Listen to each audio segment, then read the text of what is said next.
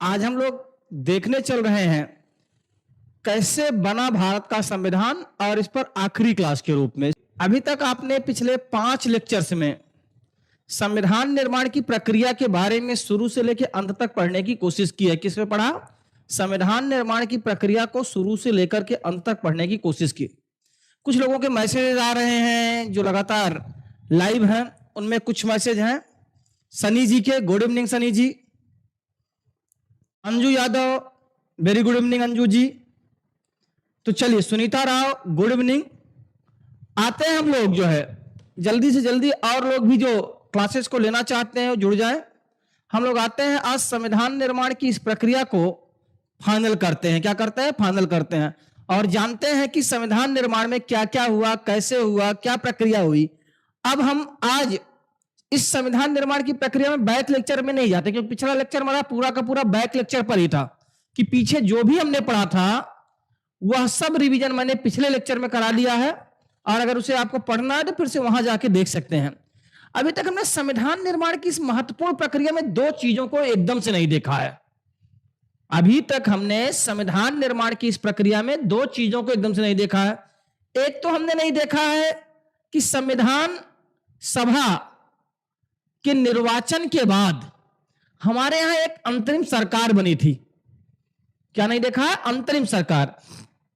और एक और नहीं देखा है कि आजादी के बाद हमारे यहां एक स्वतंत्र भारत की भी सरकार बनी थी, जो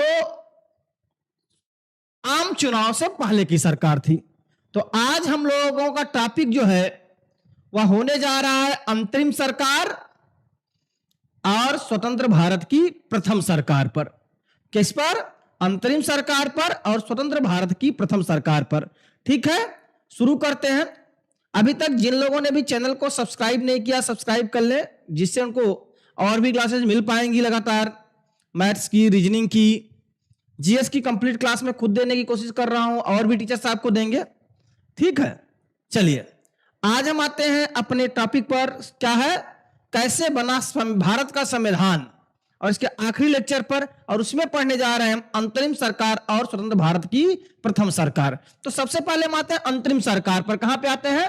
अंतरिम सरकार पर। चलिए हम देखते हैं कि आखिर ये जो अंतरिम सरकार है क्या है। आपकी स्क्रीन पर कुछ उभर रहा होगा। आपकी स्क्रीन पर ये जो उभर रहा है ये अंतरिम सरकार होनी चाहिए। क्या? अंतिम सरकार नहीं। क्या है? ध्यान देंगे, अंतरिम सरकार।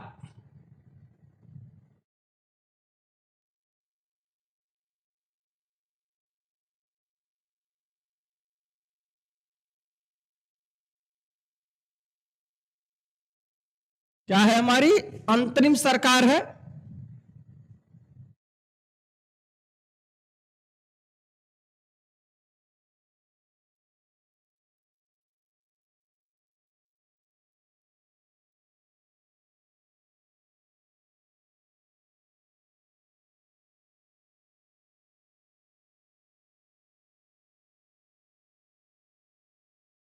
और हम देखने जा रहे हैं आज की अंतरिम सरकार पर।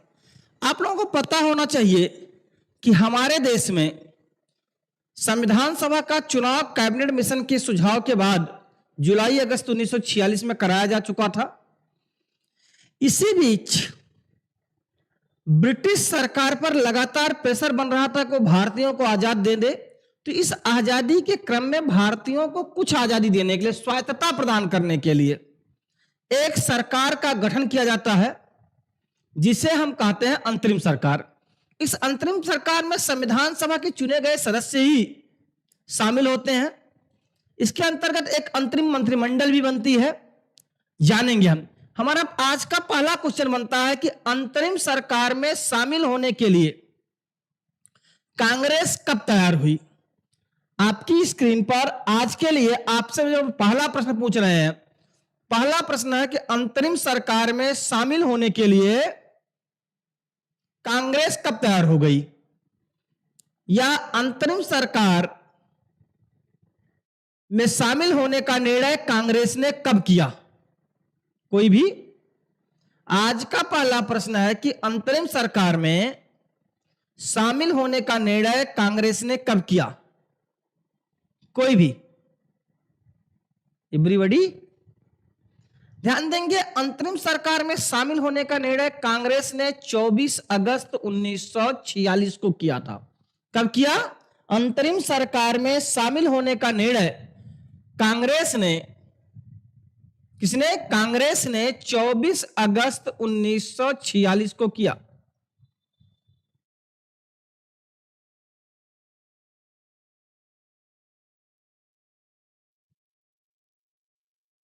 कब?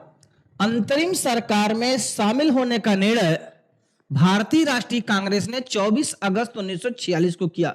लेकिन प्रश्न बनता है कि अंतरिम सरकार का गठन कब किया गया? मतलब अंतरिम सरकार ने कब से कार्य करना शुरू कर दिया? तो अंतरिम सरकार हमारी 2 सितंबर 1946 को अस्तित्व में आई। कब? 2 सितंबर 1946 को अस्तित्व में आई। कब अस्तित्व में आई अंतरिम सरकार? तो अंतरिम सरकार 2 सितंबर 1946 को अस्तित्व में आई। कब आई? 2 सितंबर 1946 को अस्तित्व में आई। अब आते हैं, देखते हैं अंतरिम सरकार, जिस समय हमारे यहां अंतरिम सरकार का गठन किया गया, उस समय जो है ब्रिटेन का प्रधानमंत्री कौन था? एक प्रश्न बनता है कि जिस समय अंतरिम सरकार का गठन किया गया, उस समय ब्रिटेन का प्रधानमंत्री कौन था? किसका? ब्रिटेन का प्रधानमंत्री कौन था? तो कौन था ब्रिटेन का प्रधानमंत्री? क्लीमेंट एटली। जिस समय अंतरिम सरकार का गठन किया गया, उस समय ब्रिटेन का प्रधानमंत्री कौन था? तो क्लीमेंट एटली था। आपके दिमाग में एक और प्रश्न चाहिए, जिस समय अंतरिम सरकार का गठन किया गया, उस समय ब्रिटेन का शासक कौन था? ब्रिटेन का सम्राट कौन था? राजा कौन था? कोई भी। जिस समय अंतरिम सरकार का गठन किया गया, उस समय ब्रिटेन का राजा कौन था? कौन था ब्रिटेन का राजा? जिस समय अंतरिम सरकार का गठन किया गया, उस समय ब्रिटेन के राजा थे जॉर्ज छठवें। कौन था? जॉर्ज छठवें। मतलब जिस समय अंतरिम सरकार का गठन किया गया, उस समय ब्रिटेन के प्रधानमंत्री थे लेबर पार्टी से प्रधानमंत्री बनने वाले क्लीमेंट एटली। कौन थे? क्लीमेंट एटली।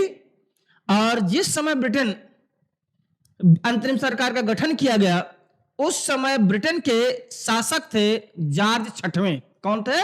जॉर्ज छठवें। एक प्रश्न और आता है कि जिस समय अंतरिम सरकार का गठन किया गया, उस समय वायसराय कौन था? भारत का वायसराय कौन था? क्या प्रश्न आता है कि वायसराय कौन था? कौन था? वायसराय थे विस्काउंट बेवेल। उस समय वायसराय कौन था? जिस समय अंतरिम सरकार का गठन किया गया, उस समय वायसराय कौन था? तो बेवेल थे। कौन थे? गवर्नर जनरल और वायसराय कौन थे? तो बेवेल थे। कौन थे? बेवेल थे। एक प्रश्न और आता है कि जिस समय अंतरिम सरकार का गठन किया गया, उस समय कमांडर इन चीफ कौन था? क्या प्रश्न आता है कि जिस समय अंतरिम सरकार का गठन किया गया, उस समय कमांडर इन चीफ कौन था? कौन था commander in chief? Sir cloud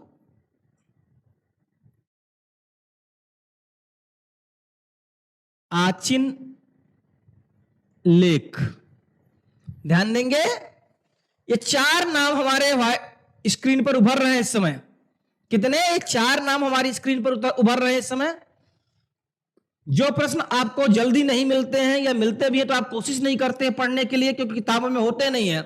पहला प्रश्न है कि जिस समय अंतरिम सरकार का गठन किया गया, क्या है? जिस समय अंतरिम सरकार का गठन किया गया, उस समय ब्रिटेन का प्रधानमंत्री कौन था?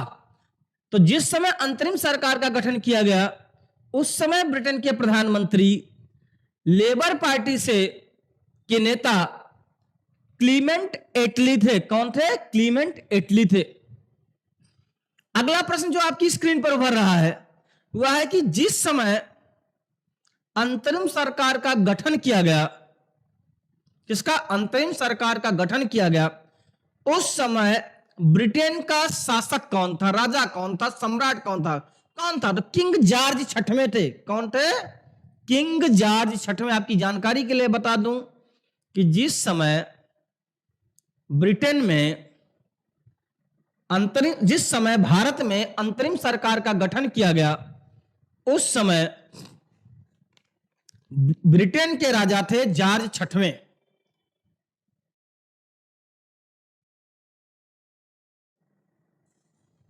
चलिए एक और क्वेश्चन आता है आपकी स्क्रीन पर। मैंने अभी बताया, जो लोग अभी जुड़ रहे हैं उनको भी पता चल जाए। प्रश्न बनता है कि जिस समय अंतरिम सरकार का गठन किया गया, उस समय ब्रिटेन से भारत का वायसराय कौन था? भारत का वायसराय या गवर्नर जनरल ऑफ इंडिया कौन था? कौन था? विस्काउंट बेवेल थे। कौन थे? विस्काउंट बेवेल थे।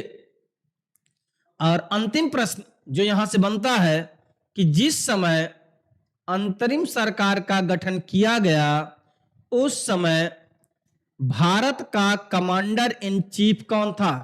क्या था? कमांडर इन चीफ, मतलब मुख्य सेनापति कौन था? तो कौन था? Sir cloud Auchinleck. कौन था? Sir cloud Auchinleck. ये क्या थे? कमांडर इन चीफ थे। क्या थे? कमांडर इन चीफ थे। चलिए अब आते हैं हम अंतरिम सरकार पर। कहां पर आते हैं? अंतरिम सरकार पे। जैसा कि आप लोगों ने सुना कि भारतीय राष्ट्रीय कांग्रेस ने 24 अगस्त 1946 को अंतरिम सरकार में शामिल होने का निर्णय लिया। कब? 24 अगस्त 1946 को अंतरिम सरकार में शामिल होने का निर्णय लिया। लेकिन अंतरिम सरकार में भारतीय राष्ट्रीय कांग्रेस 2 सितंबर 1946 से कार्य करना शुरू करती है। कब से? अंतरिम सरकार कब से बनी? कब बनी? प्रश्न बनता है तो 2 सितंबर 1946 से काम करना शुरू करती है। शुरुआत में मुस्लिम लीग ने अंतरिम सरकार में हिस्सा लेने से मना कर दिया था। किसने? मुस्लिम लीग ने शुरुआत में अंतरिम सरकार में हिस्सा लेने से मना कर दिया था। अंतरिम सरकार में कुल अधिकतम मंत्री हो सकते थे 14। कितने हो सकते थे? अंतरिम सरकार में अधिकतम मंत्रियों की संख्या हो सकती थी 14। और अगर वायसराय जो अंतरिम सरकार का अध्यक्ष था, क्या था? वायसराय जो अंतरिम सरकार का अध्यक्ष था, अगर उसे जोड़ दें तो मंत्रियों की संख्या हो सकती थी 15। क्योंकि अंतरिम सरकार में अध्यक्ष जो था वायसराय था, और वायसराय कौन थे उस समय? लॉर्ड बेवेल थे। कौन थे? Lord Wavell. तो बेवेल को अगर ले लें तो अंतरिम सरकार में कुल लोग होते जाते हैं 15। कितने हो जाते हैं?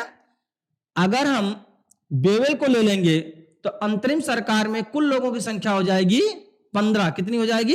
15। लेकिन अगर हम बेवेल को छोड़ देते हैं तो अंतरिम सरकार में कुल मंत्री हो सकते थे 14। कितने हो सकते थे? 14। कितने मंत्री हो सकते थे अंतरिम सरकार में? 14 मंत्री हो सकते थे। लेकिन हमने आपको बताया कि मुस्लिम लीग ने शुरू में अंतरिम सरकार में हिस्सा लेने से मना कर दिया। किसने? मुस्लिम लीग ने शुरू में अंतरिम सरकार में हिस्सा लेने से मना कर दिया। जब मुस्लिम लीग ने अंतरिम सरकार में हिस्सा लेने से मना कर दिया तो जो मंत्रिमंडल बनी वह कांग्रेस की बनी। किसकी बनी? भारतीय राष्ट्रीय कांग्रेस की बनी, जो उस समय बहुसंख्यक भारतीयों का प्रतिनिधित्व करती थी। कांग्रेस ने अपने मंत्रियों की कुल संख्या 12 रखी। कितनी रखी? 12 रखी। क्या रखी? 12 रखी। एक कमेंट आ रहा है कि कैमरे में देखें जो है। चलिए आगे बढ़ते हैं। तो कांग्रेस ने अपने मंत्रियों की जो कुल संख्या रखी थी वो कितनी रखी थी? 12 रखी थी। कितनी रखी थी?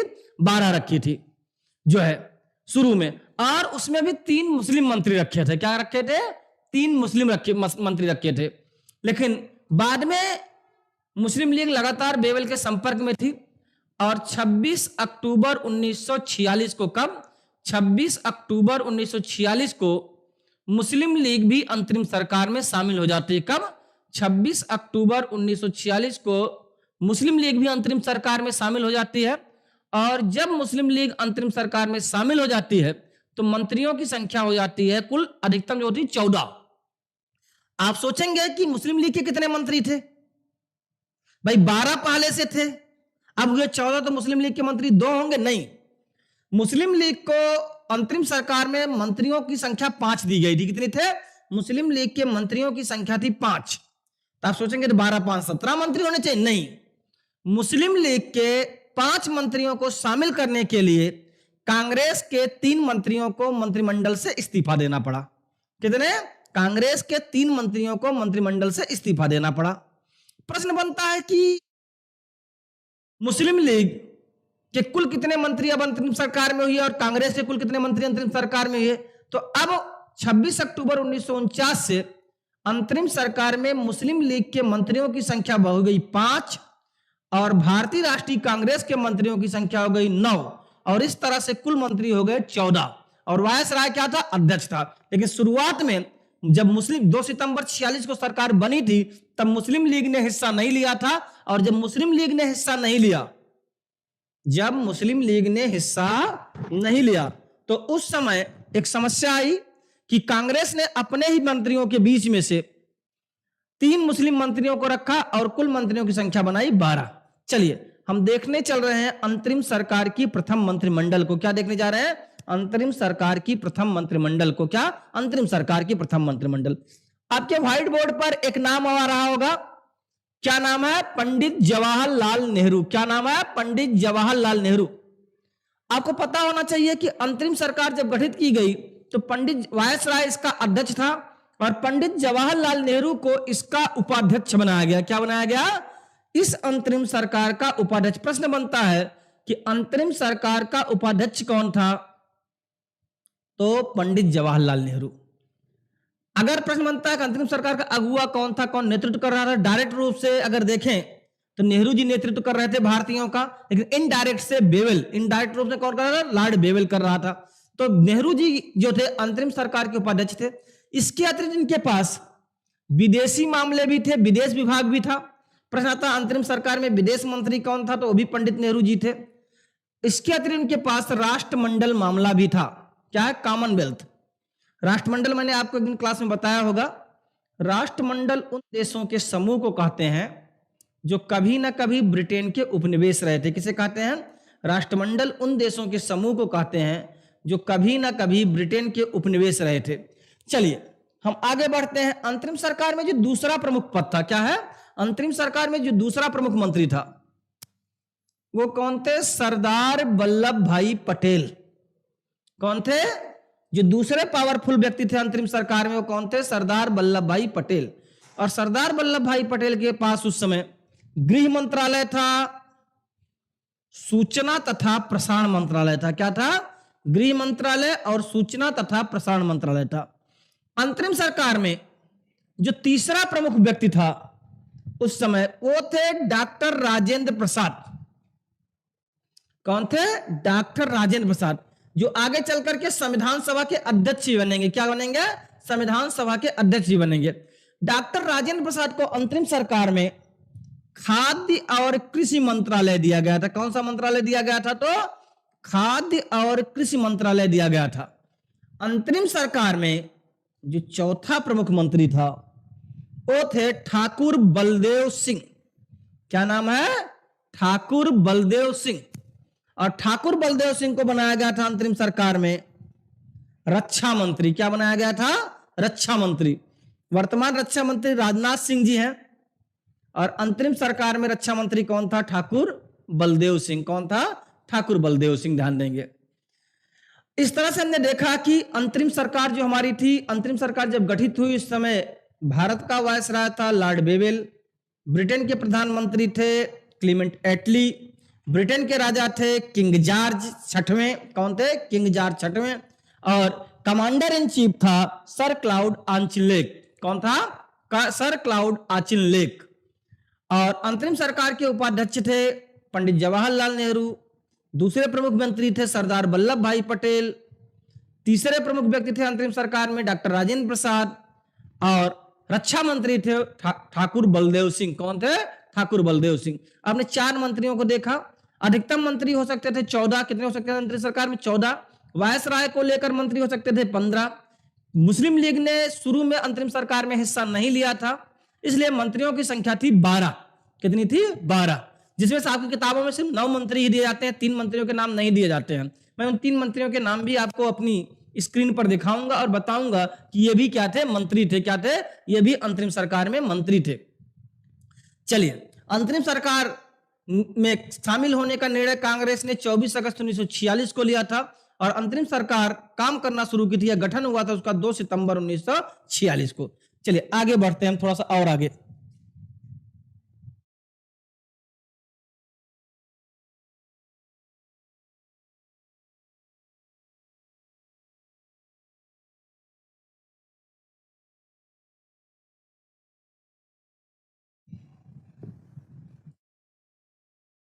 चलिए, और नाम भी आ रहे होंगे जैसा आप देख पा रहे होंगे। अंतरिम सरकार में एक और मंत्री थे, बाबू जगजीवन राम। क्या नाम है? बाबू जगजीवन राम। ये अंतरिम सरकार के दलित मंत्री थे। क्या था? अंतरिम सरकार में शामिल दलित मंत्री थे और ये अंतरिम सरकार में बनाए गए थे श्रम मंत्री। क्या बनाए गए थे? श्रम मंत्री। तो प्रश्न बनता, अंतरिम सरकार में श्रम मंत्री कौन था? तो बाबू जगजीवन राम। और इन्हीं की बिटिया थी मीरा कुमार, मतलब है अभी वो, लेकिन इन्हीं की बेटी है मीरा कुमार, जो स्वतंत्र भारत में पहली महिला लोकसभा अध्यक्ष बनती हैं। क्या होती हैं? स्वतंत्र भारत में महिला। स्वतंत्र भारत के पहले लोकसभा अध्यक्ष कौन होते हैं? जीबी मावलंकर। लेकिन पहली महिला अध्यक्ष कौन होती है? मीरा कुमार। अभी कल या परसों पीसीएस के पेपर में पूछा गया प्रश्न है। तो महिला अध्यक्ष कितनी हुई हमारे यहाँ लोकसभा की? 2, मीरा कुमार और सुमित्रा महाजन।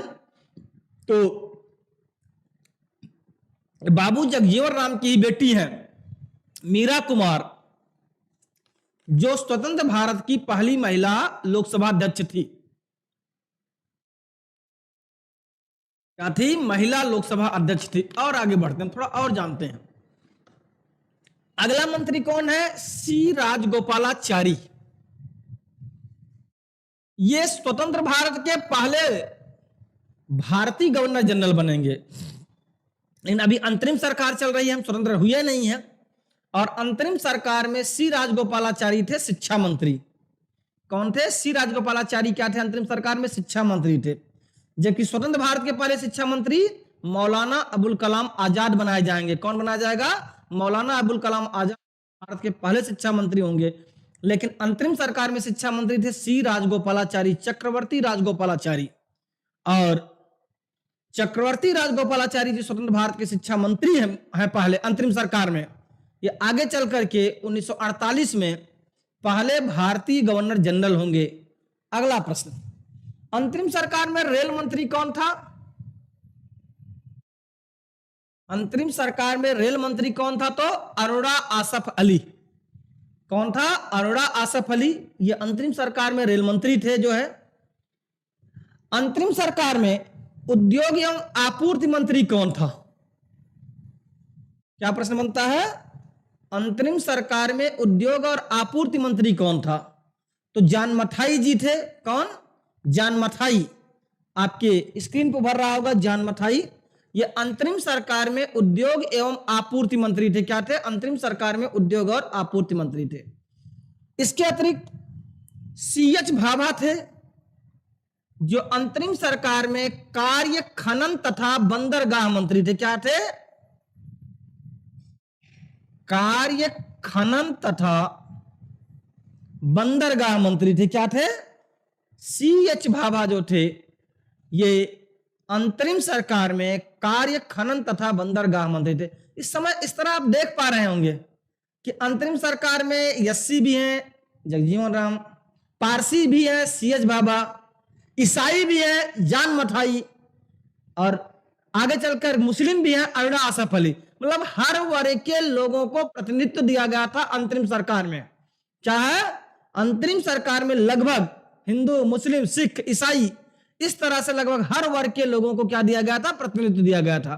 तो जगजीवन राम दलित समुदाय से आते थे, अररा असफ अली मुस्लिम संप्रदाय से आते थे, सी.एच. भाभा पारसी समुदाय से आते थे, जान मथाई ईसाई समुदाय से आते थे। तो इस तरह से अंतरिम सरकार में इन सबको भी पर्याप्त प्रतिनिधित्व दिया गया था।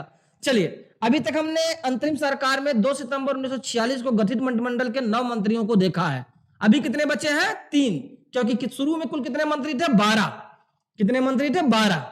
ये 9 मंत्री तो बाद में भी बने रह जाएंगे, इसीलिए मैंने इनको पहले लिखा है। ये 9 मंत्री जो हैं ये बाद में भी, जब 26 अक्टूबर 1946 को अंतरिम सरकार में मुस्लिम लीग भी शामिल हो जाएगी तो ये 9 मंत्री बचे रह जाएंगे। लेकिन बाद के अब 3 मंत्री जो बताने जा रहे हैं इनको इस्तीफा देना पड़ेगा। वो कौन है? आपकी स्क्रीन पर मैं ले आ रहा हूं।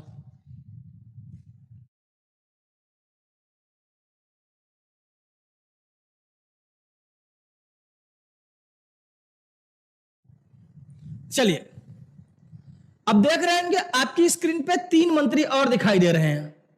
एक है शरत चंद्र बोस। कौन है? शरत चंद्र बोस जी हैं। क्या है? शरत चंद्र बोस जी हैं।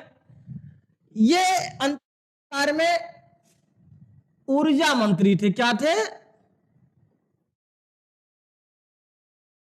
ऊर्जा मंत्री थे। और ये सुभाष चंद्र बोस जी के भाई थे। कौन? किसके? सुभाष चंद्र बोस जी के भाई थे। तो अंतरिम सरकार में जो 10वें मंत्री थे वो शरत चंद्र बोस हैं, सुभाष चंद्र बोस जी के भाई थे। और कौन से मंत्री थे? ऊर्जा मंत्री थे। क्या थे? ऊर्जा मंत्री। हमने कहा था कि अंतरिम सरकार में कुल 3 मुस्लिम मंत्री थे जो कांग्रेस के सदस्य थे। एक हमने बताया अरुणा आसफ अली, और 2 मुस्लिम मंत्री और आपकी स्क्रीन पे आ रहे होंगे। एक है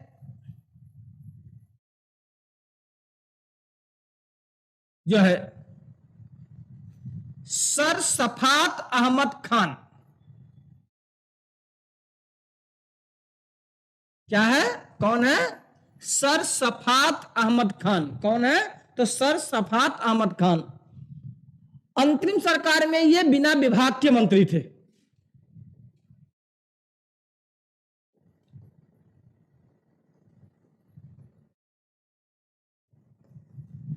कौन? सर सफात अहमद खान अंतरिम सरकार में शुरू में बिना विभाग के मंत्री थे।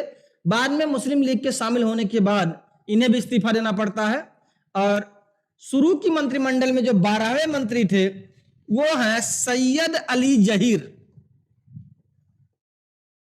कौन है? सैयद अली जहीर। और सैयद अली जहीर जी जो थे ये अंतरिम सरकार में शुरू में कानून मंत्री थे। अब यहीं से आपका प्रश्न एक गलत होता है। हमने क्या कहा? सैयद अली जहीर अंतरिम सरकार में शुरू में कानून मंत्री थे। क्या थे? कानून मंत्री। अंतरिम सरकार में कानून मंत्री कौन था? तो आप कहते हैं योगेंद्र नाथ मंडल। क्या कहते हैं? योगेंद्र नाथ मंडल। और योगेंद्र नाथ मंडल मुस्लिम लीग के सदस्य थे। किसके सदस्य थे? मुस्लिम लीग के। और मुस्लिम लीग मंत्रिमंडल में कब शामिल हुई? 26 अक्टूबर 1946 को। जबकि 2 सितंबर 46 से लेकर के 26 अक्टूबर 1946 तक कानून मंत्री कौन था? सैयद अली जहीर। यही आपकी किताबों में नहीं मिलता है, जो आपको ढूंढना पड़ता है। एग्जामों में प्रश्न तो बन जाते हैं, तब आप ढूंढना शुरू करते हैं कि यह प्रश्न कहां से आ गया। तो ध्यान देंगे, अंतरिम सरकार में जो है कानून मंत्री जब प्रश्न आता है, क्योंकि सैयद अली जहीर ऑप्शन में भी नहीं होते हैं, तो कानून मंत्री कौन होता है? योगेंद्र नाथ मंडल, जो मुस्लिम लीग के सदस्य थे। वो भी दलित वर्ग से थे। क्या थे? दलित वर्ग से थे, लेकिन सदस्य किसके थे? मुस्लिम लीग के।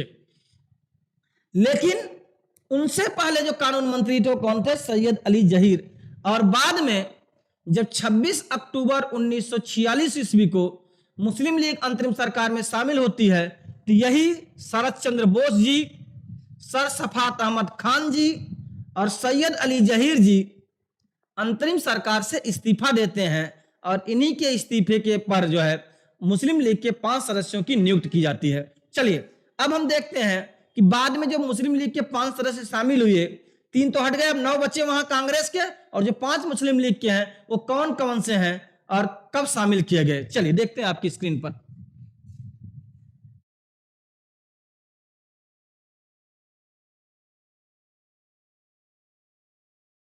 चलिए, अब आपकी स्क्रीन पे आ रहा होगा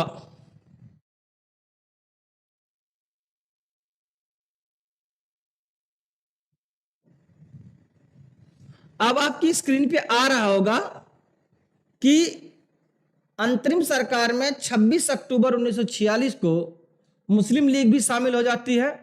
और जब मुस्लिम लीग अंतरिम सरकार में शामिल हो जाती है तो इसके मंत्रियों की संख्या होती है 5, और मुस्लिम लीग के 5 मंत्रियों को अंतरिम सरकार में शामिल करने के लिए भारतीय राष्ट्रीय कांग्रेस को अपने 3 मंत्रियों को इस्तीफा दिलाना पड़ता है। अब वो 3 मंत्री जो इस्तीफा देते हैं वो होते हैं शरद चंद्र बोस जी, सरसफात अहमद खान जी और सैयद अली जहीर जी। अब सैयद अली जहीर और सरसफात अहमद खान को इस्तीफा इसलिए दिलाया गया कि मुस्लिम लीग से भी 4 मुस्लिम मंत्री आ रहे हैं, एक दलित मंत्री आ रहा है, तो 5 मंत्री जो आ रहे हैं, इस तरह से मुस्लिमों की संख्या मंत्रिमंडल में आप कितनी हो गई? 5 हो गई। कितनी हो गई? 5 हो गई। एक अरुणा आसफ अली जी और 4 मुस्लिम लीग से। दलितों की संख्या कितनी हो गई? 2 हो गई। कौन कौन? जगजीवन राम जी और योगेंद्र नाथ मंडल जी। चलिए देखते हैं हम अपनी स्क्रीन पर। अंतरिम सरकार में जो सबसे ताकतवर पद दिया गया मुस्लिम लीग को वो था वित्त मंत्री। कौन था? वित्त मंत्री, फिनांस मिनिस्टर। और फिनांस मिनिस्टर का पद दिया गया लियाकत अली खान को। किसे दिया गया? लियाकत अली खान को। ये बनाए गए वित्त मंत्री। और आपको जानकारी के लिए बता दें, मुस्लिम लीग में उस समय लियाकत अली खान दूसरे नंबर के ओहदेदार थे। मतलब सबसे प्रमुख थे मोहम्मद अली जिन्ना, और जिन्ना के बाद जो दूसरा प्रमुख व्यक्ति था मुस्लिम लीग में वो कौन थे? लियाकत अली खान। और अंतरिम सरकार में लियाकत अली खान को, किसको? लियाकत अली खान को बनाया गया वित्त मंत्री। और आगे बढ़ते हैं। एक और मंत्री आए, आई चुंदरीगर। क्या नाम है? आई चुंदरीगर। इनको ये भी मुस्लिम लीग के सदस्य थे। इनको अंतरिम सरकार में वाणिज्य मंत्री बनाया गया। क्या बनाया गया? वाणिज्य मंत्री बनाया गया। एक और सदस्य होते हैं हमारे, यहां भी गलत है थोड़ा सा, हम लिखा रहे हैं। कौन है? व्हाइट बोर्ड पे देखेंगे, गजनफर अली खान। कौन है? गजनफर अली खान। इनको अंतरिम सरकार में क्या बनाया गया था? हेल्थ मिनिस्टर बनाया गया था, स्वास्थ्य मंत्री। क्या बनाया गया? स्वास्थ्य मंत्री। जबकि स्वतंत्र भारत की पहली स्वास्थ्य मंत्री कौन होगी? राजकुमारी अमृता कौर जी। तो गजनफर अली खान को क्या बनाया गया? स्वास्थ्य मंत्री। ये योगेंद्र नाथ मंडल है जो मुस्लिम लीग के सदस्य थे, इनको बनाया गया विधि मंत्री या कानून मंत्री। जबकि स्वतंत्र भारत के पहले कानून मंत्री कौन होंगे? डॉक्टर भीमराव अंबेडकर जी। और एक और मंत्री हैं अब्दुल रब नस्तर। कौन है? 5वें कौन है? अब्दुल रब नस्तर जी। और अब्दुल रब नस्तर जी को बनाया गया संचार मंत्री। क्या बनाया गया? संचार मंत्री। इस तरह से अंतरिम सरकार में हमने कुल 14 मंत्रियों की संख्या, 14 मंत्रियों की संख्या देखी, और वायसराय को लेकर के कुल मंत्री कितने हो जाते हैं? 15। कितने हो जाते हैं? 15। 5 मिनट में हम अंतरिम सरकार को देखते हैं और फिर स्वतंत्र भारत की पहली सरकार पर चलते हैं। चलिए, आप लोगों को बता दूं कि अंतरिम सरकार जो है हमारी, क्या है? अंतरिम सरकार में भारतीय राष्ट्रीय कांग्रेस ने 24 अगस्त 1946 को शामिल होने का निर्णय लिया। 2 सितंबर 1946 को अंतरिम सरकार का गठन कर दिया गया। अंतरिम सरकार काम करने लगी। अंतरिम सरकार का जो अध्यक्ष था वो वायसराय था, और उस समय वायसराय थे लॉर्ड वेवेल। अंतरिम सरकार जब गठित की गई उस समय ब्रिटेन के राजा थे जो है किंग जॉर्ज 6वें, और ब्रिटेन के प्रधानमंत्री थे क्लीमेंट एटली। कौन थे? क्लीमेंट एटली। जिस समय अंतरिम सरकार गठित हुई तय किया गया कि इसमें कुल 14 मंत्री होंगे और वायसराय को लेकर 15 मंत्री होंगे। शुरू में मुस्लिम लीग ने अंतरिम सरकार में शामिल होने से इनकार कर दिया, इसलिए कांग्रेस ने अपनी मंत्रिमंडल बनाई 2 सितंबर 1946 को, और उसमें मंत्रियों की संख्या रखी 12। कितनी रखी? 12 रखी। लेकिन 26 अक्टूबर 1946 को मुस्लिम लीग भी शामिल हो गई और मुस्लिम लीग के 5 मंत्री शामिल हुए। अब मंत्री हो सकते थे 14 और कांग्रेस के मंत्री थे 12, इसलिए मंत्री हो सकते थे अधिकतम 17 होना चाहिए। इसलिए कांग्रेस के 3 मंत्रियों को इस्तीफा देना पड़ा। इस्तीफा देने वाले मंत्री थे शरद चंद्र बोस, सरसफात अहमद खान और सैयद अली जहीर। इन तीनों का इस्तीफा दिलाया गया, और इन तीनों के इस्तीफे के बाद मुस्लिम लीग के 5 मंत्रियों को 26 अक्टूबर 1946 को संविधान सभा में शामिल किया गया। और ये 5 मंत्री थे लियाकत अली वित्त मंत्री, आई चंडीगढ़ वाणिज्य मंत्री, गजनफर अली खान स्वास्थ्य मंत्री, योगेंद्र नाथ मंडल विधि मंत्री और अब्दुल रब नस्तर संचार मंत्री। कौन थे? संचार मंत्री। इस तरह हम देख पाते हैं कि अंतरिम सरकार में दलित मंत्रियों की संख्या कितनी थी? 2 थी, जगजीवन राम और योगेंद्र नाथ मंडल। पारसी मंत्री कितने थे? 1, CH भाभा। ईसाई मंत्री कितने थे? 1, जान मथाई। कितने थे? जान मथाई। और मुस्लिम मंत्रियों की संख्या कुल कितनी थी? अलग अलग समयों पर मिला दें, शुरू में 3 थे, फिर 2 ने इस्तीफा दे दिया, तो बाद में बचते हैं कितने हैं? 5 बचते हैं। कितने बचते हैं? 5। चलिए आगे बढ़ते हैं हम और जानते हैं स्वतंत्र भारत की पहली सरकार क्या थी? स्वतंत्र भारत की पहली सरकार। लेकिन स्वतंत्र भारत की पहली सरकार को में पहुंचने से पहले हमें कुछ उन तथ्यों को जानना होगा जो हम नहीं जानते हैं, जिनके लिए हमारी किताबें चुप हैं। जैसे आपको पता होगा कि अंतरिम सरकार में मुस्लिम लीग तो शामिल हो जाती है 26 अक्टूबर 49 को, लेकिन मुस्लिम लीग अंतरिम सरकार में सहयोग करने की जगह विरोध करना शुरू कर देती है। क्या करना शुरू कर देती है? विरोध करना शुरू कर देती है। और अंतरिम सरकार में मुस्लिम लीग के मंत्री असहयोगात्मक रवैया अपनाते हैं। इससे जवाहरलाल नेहरू इतना त्रस्त हो जाते हैं कि वो फरवरी 1947 ईस्वी में, कब? फरवरी 1900, नोट करेंगे नहीं तो फिर छूट जाएगा, फिर कहीं मिलने वाला नहीं है, कि मुस्लिम लीग के मंत्रियों के असहयोगात्मक रवैये से जवाहरलाल नेहरू इतना त्रस्त हो जाते हैं कि वह फरवरी 1947 ईस्वी में वायसराय से सरकार को भंग करने की सिफारिश कर देते हैं। किससे? वायसराय से कहते हैं कि आप सरकार भंग कर दीजिए। वायसराय भंग नहीं करते हैं। इसी बीच वल्लभ भाई पटेल भी अत्यधिक नाराज हो जाते हैं और वो अंतरिम सरकार को इस्तीफा देने के लिए कहते हैं कि अंतरिम सरकार से कांग्रेस के मंत्री इस्तीफा दे देंगे। अभी कांग्रेस सोच ही रही थी कि वह अंतरिम सरकार से सारे मंत्रियों सहित इस्तीफा दे दे कि 20 फरवरी 1947 को एक घटना घट जाती है। Point be noted. कब घटती है? 20 फरवरी 1947 को एक घटना घट जाती है। क्या घटना घटती है भाई 20 फरवरी 47 को? कोई बताएगा? 20 फरवरी 47 की वह कौन सी घटना घटती है जिससे अंतरिम सरकार भंग होने से बच जाती है, या अंतरिम सरकार से के मंत्री इस्तीफा देने से अपने आप को रोक लेते हैं? कोई बताएगा कि 20 फरवरी 47 को वह कौन सी घटना घटती है? 20 फरवरी 1947 को ब्रिटिश प्रधानमंत्री इटली की एक घोषणा आती है। किसकी? इटली की एक घोषणा आती है और इटली घोषणा करते हैं कि जून 1948 से पहले, क्या घोषणा करते हैं? कि जून 1948 से पहले भारत को आजाद कर दिया जाएगा, फ्री कर दिया जाएगा। अब भारतीय तो यही मांग ही कर रहे थे। तो 20 फरवरी 1947 को ब्रिटिश प्रधानमंत्री इटली की घोषणा आती है कि 20 फरवरी 1948 जून 1948 से पहले भारत को आजाद कर दिया जाएगा। अब यह घोषणा आने के बाद और एक घोषणा आती है इसी के साथ 20 फरवरी 1947 को एक और घोषणा आती है कि आज के बाद, मतलब 20 फरवरी 47 के बाद भारत के वायसराय बेवेल की जगह लॉर्ड माउंटबेटन होंगे। अब नए वायसराय कौन होगा? Lord Mountbatten. कौन होगा? बेवेल की जगह नया वायसराय कौन होगा? Lord Mountbatten. तो 20 फरवरी 1947 को ब्रिटिश प्रधानमंत्री क्लेमेंट एटली घोषणा करते हैं कि जून 1948 से पहले भारत को आजाद कर दिया जाएगा और अब भारत का नया वायसराय होगा जो है लॉर्ड माउंटबेटन। इस घोषणा से समझो कांग्रेस और मुस्लिम लीग आपस में कलह में लगे हुए थे, इस्तीफा देना बच गई जो है।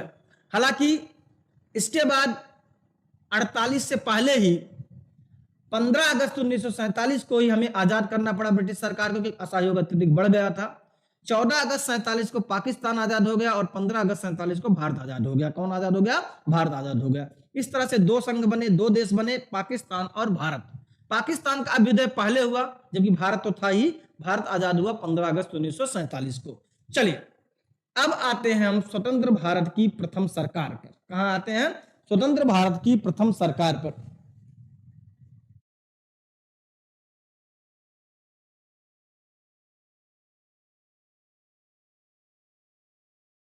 चलिए आपको पता होना चाहिए कि स्वतंत्र भारत की प्रथम सरकार में इसका गठन जो हुआ 15 अगस्त 1947 हुआ। इसमें भी मंत्रियों की कुल संख्या 15 रखी गई थी। कितनी? मंत्रियों की कुल संख्या 15 रखी गई थी। 14 विभाग वाले मंत्री थे और एक बिना विभाग का मंत्री था। आपकी किताबों में सिर्फ विभाग नाम दिया जाता है, बिना विभाग के एक मंत्री का नाम नहीं दिया जाता है।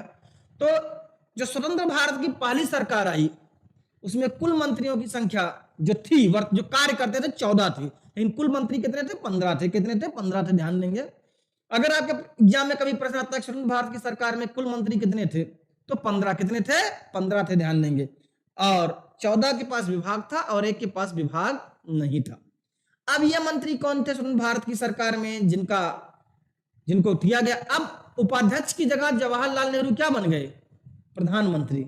तो सबसे पहले हम देखते हैं पंडित जवाहरलाल नेहरू।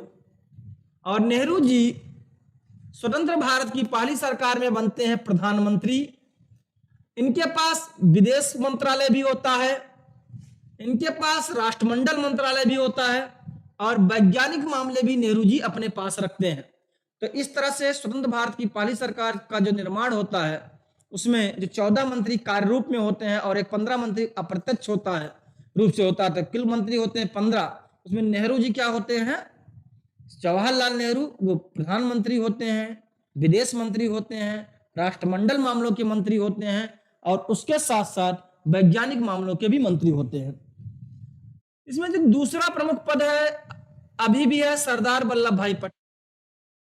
ये बनते हैं गृह मंत्री, सूचना तथा प्रसारण मंत्री और पहले उप प्रधानमंत्री। ध्यान देंगे, नेहरू जी अंतरिम सरकार में उपाध्यक्ष थे, लेकिन सरदार वल्लभ भाई पटेल स्वतंत्र भारत की पहली सरकार में क्या थे? उप प्रधानमंत्री थे। क्या थे? उप प्रधानमंत्री थे। जो है उप प्रधानमंत्री का पद कोई अनिवार्य पद नहीं है। जब कोई और नेता ताकतवर होता है तो अक्सर उसे संतोषजनक स्थिति में लाने के लिए उप प्रधानमंत्री बना दिया जाता है। और आपको पता होगा जिस तरह से उपराष्ट्रपति के मरने पर राष्ट्रपति उसकी अनुपस्थिति, राष्ट्रपति के मरने पर उपराष्ट्रपति उसकी अनुपस्थिति में राष्ट्रपति के कार्य और दायित्व को निर्वाह करता है, उस तरह से उप प्रधानमंत्री कभी भी प्रधानमंत्री के मरने के बाद उसके कार्य और दायित्व का निर्वाह नहीं कर सकता। क्यों? क्योंकि प्रधानमंत्री के मरने के बाद, किसके मरने के बाद? प्रधानमंत्री के मरने के बाद या इस्तीफा देने के बाद पूरी की पूरी मंत्रिमंडल ही भंग हो जाती है। क्या हो जाती है? पूरी की पूरी मंत्रिपरिषद भंग हो जाती है। तो प्रधानमंत्री के पास वो अधिकार नहीं है जो उपराष्ट्रपति के पास है। वहां पर ध्यान देंगे। तीसरे मंत्री थे डॉक्टर राजेंद्र प्रसाद, और इनके पास था खाद्य और कृषि मंत्रालय। अभी भी स्वतंत्र भारत के चौथे मंत्री थे बलदेव सिंह, इनके पास था रक्षा मंत्रालय। अभी भी बाबू जगजीवन राम के पास क्या है? श्रम मंत्रालय। क्या है? देखिए, अब ये पांचों नाम आप अंतरिम सरकार में ही पाए थे, और ये पांचों नाम आपको स्वतंत्र भारत की सरकार में भी मिल रहे हैं। आगे बढ़ते हैं। स्वतंत्र भारत की सरकार में जो छठवां प्रमुख नाम है वो आजाद। अब यह परिवर्तन है। यह क्या है? परिवर्तन है, क्योंकि अंतरिम सरकार में शिक्षा मंत्री थे चक्रवर्ती राजगोपालाचारी। कौन थे? चक्रवर्ती राजगोपालाचारी। जबकि स्वतंत्र भारत की सरकार के पहले शिक्षा मंत्री थे मौलाना अबुल कलाम आजाद। और आपकी जानकारी के लिए बता दूं कि इनका जन्मदिन वर्तमान में भारत में शिक्षा दिवस के रूप में मनाया जाता है।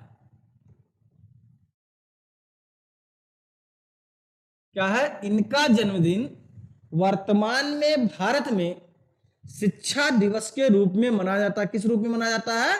शिक्षा दिवस के रूप में। और कब पड़ता है इनका जन्मदिन? तो 11 नवंबर को। कब पड़ता है? 11 नवंबर को। इस तरह से 11 नवंबर को हर वर्ष हम क्या मनाते हैं? शिक्षा दिवस मनाते हैं। जबकि 5 सितंबर को क्या मनाते हैं? शिक्षक दिवस मनाते हैं, जो सर्वपल्ली राधाकृष्णन का जन्मदिन है। किसका? सर्वपल्ली राधाकृष्णन का जन्मदिन है।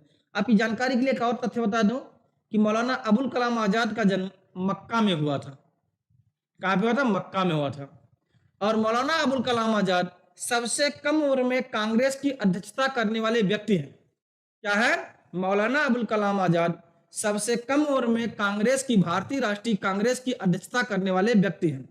और आपकी जानकारी के लिए बता दें कि मौलाना अबुल कलाम आजाद आजादी से पहले सबसे अधिक समय तक कांग्रेस के अध्यक्ष रहने वाले व्यक्ति भी हैं, 1940 से लेकर 45 तक। तो ये नया नाम आया आपकी स्क्रीन पर, मौलाना अबुल कलाम आजाद, जो अंतरिम सरकार में मंत्री नहीं थे लेकिन स्वतंत्र भारत की पहली सरकार में मंत्री थे। चलिए और आगे बढ़ते हैं। एक और नाम आपकी स्क्रीन पे दिखाई दे रहा है,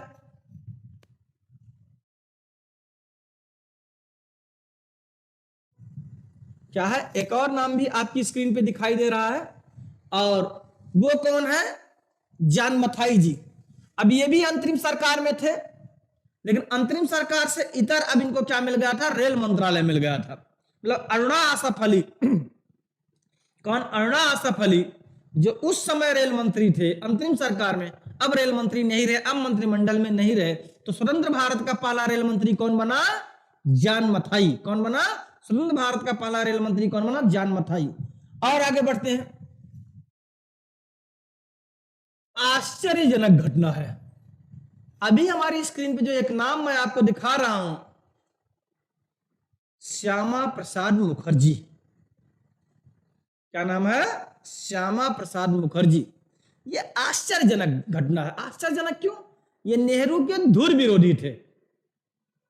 मतलब एक नॉर्थ है, एक साउथ है। क्या? एक नॉर्थ है और एक साउथ है, एक दूसरे के धुर विरोधी थे। और नेहरू जी ने अपनी प्रथम मंत्रिमंडल में अपने धुर विरोधी, और जो कांग्रेस के भी नहीं थे, गैर कांग्रेसी थे, ऐसे श्यामा प्रसाद मुखर्जी को मंत्री बनाया। किसको? श्यामा प्रसाद मुखर्जी को मंत्री बनाया। और मंत्रालय कौन सा दिया?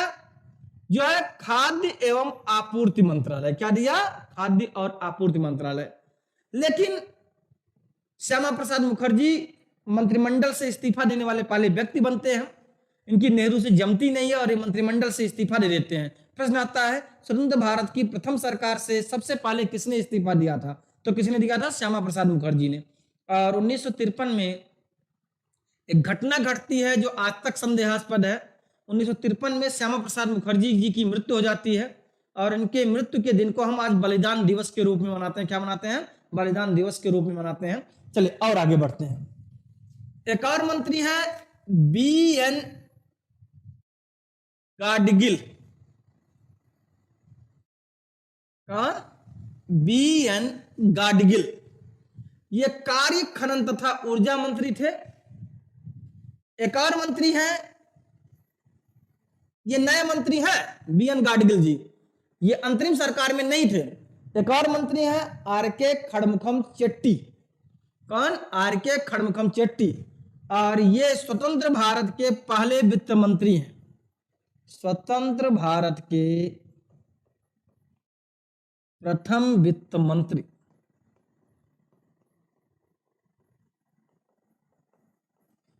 कौन? आर.के. खड़मुखम चेट्टी। ये भी अंतरिम सरकार में नहीं थे।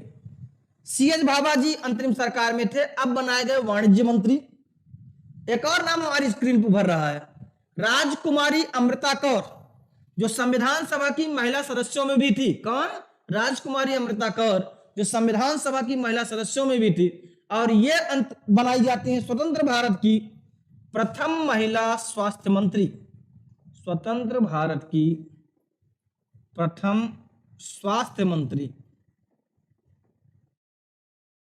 और महिला भी थी तो महिला स्वास्थ्य मंत्री भी हैं। जबकि अंतरिम सरकार में स्वास्थ्य मंत्री थे गजनफर अली खां। कौन थे? गजनफर अली खां। तो इस तरह से ये अमृता कौर जी स्वतंत्र भारत की पहली स्वास्थ्य मंत्री बनाई जाते हैं। और आगे बढ़ते हैं, थोड़ा सा और देखते हैं। चलिए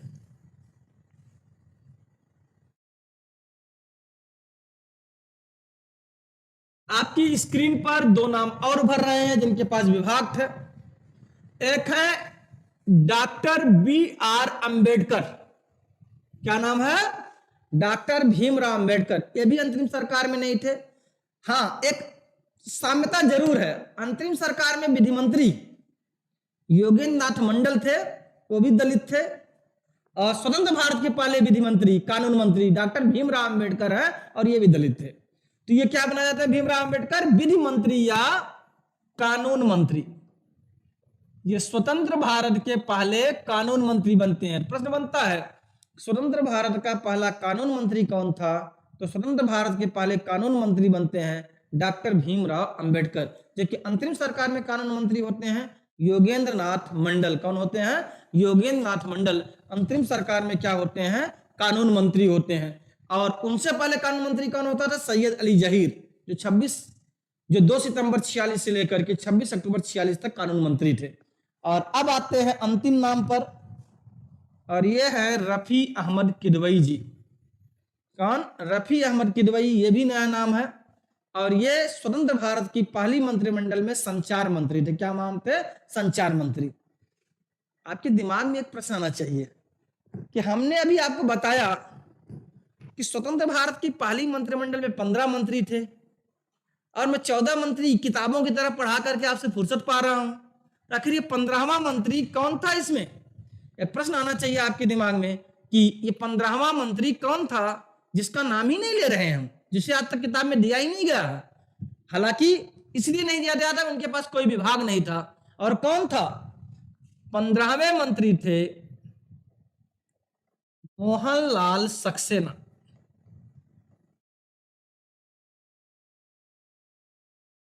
और ये बिना विभाग के मंत्री थे।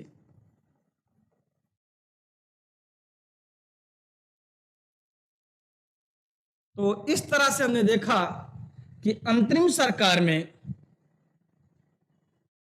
कुल 14 मंत्री हो सकते थे, वायसराय को लेके 15, और स्वतंत्र भारत में भी कुल 15 मंत्री हो सकते थे। लेकिन अगर देखें तो अंतरिम सरकार में 14 मंत्रियों ने काम किया, और स्वतंत्र भारत की भी पहली मंत्रिमंडल में 14 मंत्रियों ने ही काम किया। हमने देखा कि स्वतंत्र भारत की पहली सरकार में प्रधानमंत्री थे जवाहरलाल नेहरू, स्वतंत्र भारत की पहली सरकार में राष्ट्रमंडल के मंत्री थे जवाहरलाल नेहरू, विदेश मंत्री थे जवाहरलाल नेहरू, विज्ञान मामलों के मंत्री थे जवाहरलाल नेहरू, गृह मंत्री थे, उप प्रधानमंत्री थे, सूचना और प्रसारण मंत्री थे सरदार वल्लभ भाई पटेल, रक्षा मंत्री थे ठाकुर बलदेव सिंह जी, जो है श्रम मंत्री थे जगजीवन राम जी, रेल मंत्री थे जान मथाई जी। इस तमाम नामों को कानून मंत्री थे भीमराव अंबेडकर जी, स्वास्थ्य मंत्री थे राजकुमारी अमृता कौर जी। तमाम नाम हमने देखे और उनके मंत्रिमंडलों को देखा। इस तरह से हम आज संविधान निर्माण की इस पूरी प्रक्रिया को कंप्लीट करते हैं।